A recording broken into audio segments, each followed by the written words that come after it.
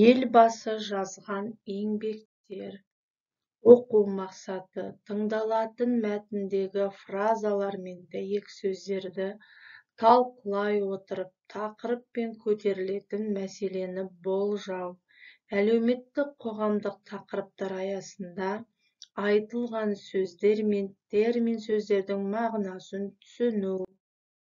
Айтылымна берілген сөздерден сөйлем құрап көрейік.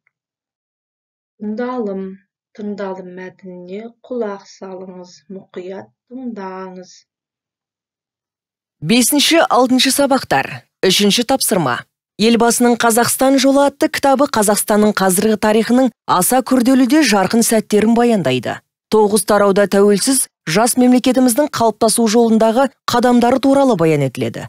Бұл Қазақстанның 2030 жылға дейінгі даму стратегиясын жасауға бағытталған жұмыс. Қазіргі қолданыстағы Конституцияның қабылдануы, мұнай-газ ресурстарының игерілуі, ұлттық валютаның енгізілуі, табысты банк жүйесінің құрылуы туралы еңбек. Жекелеген тарауларда жекешелендіру мен жер реформасы туралы баян етіледі. Елорданы Астанаға көшіру, Қазақстан азаматының ғарышқа тұңғыш ұшуы туралы айтылады. 5-6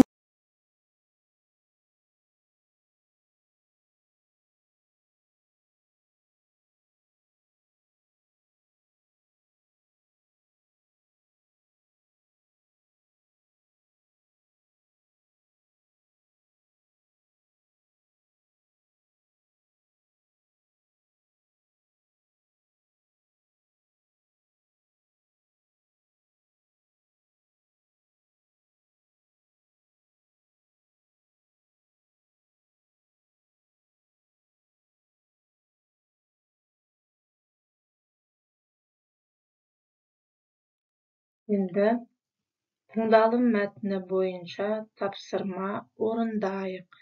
Мәтіндегі термин сөздерді жаз. Келесі тапсырма: берілген мезгіл үстеулерді қазақ тіліне аударып, сөйлем құрап айт. Оқылым тапсырмасы. Сындарлы 10 жыл кітабында Қазақстан Республикасының ішкі және сыртқы саясаты, жаһандану, есірткі бизнесі, қауіпсіздік, Каспий аймағы, халықаралық құқық, жікшілдік саласына соңғы 10 жылда әлемде Қазақстан Республикасында болған жағдайлар мен өзгерістер туралы айтылады. Атамұра 2003 жыл. Тарих толқында атты кітапта автор өткеннің кейбір іргелі сабақтарына жүгіне отырып, қазақ халқының тарихи жолы туралы ой толғайды. Рухани мұраны дамыту мәселесіне тоқталады. Атамұра 1999 жыл. Қалың елім қазағым жинағына 20 ғасырдың соңына қарай ол өз тәуелсіздігіне қол жеткізіп, өз жерінде, атамекенінде өз мемлекетін қайта құра бастаған қазақ ұлтының тарихы мен тағдырына, бүгіні мен келешегіне арналған дүниелер енген. Өнер баспасы 1998 жыл. Жазылым тапсырмасы. Оқылым мәтінінен сан есіммен мезгіл үстеуін тауып, кестені толтырыңыз.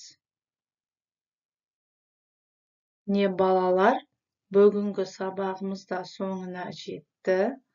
Сабақтан алған ақпаратты, білімді бағдаршам әдісі бойынша талдап, зерделеп, өз пікірлеріңізді комментарийға қалдырыңыздар.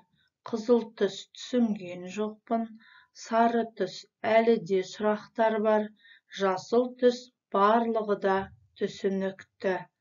Сіздерге қайырлы білім болсын, зейіндеріңіз ашылсын. Көңіл қойып тыңдағандарыңызға рахмет.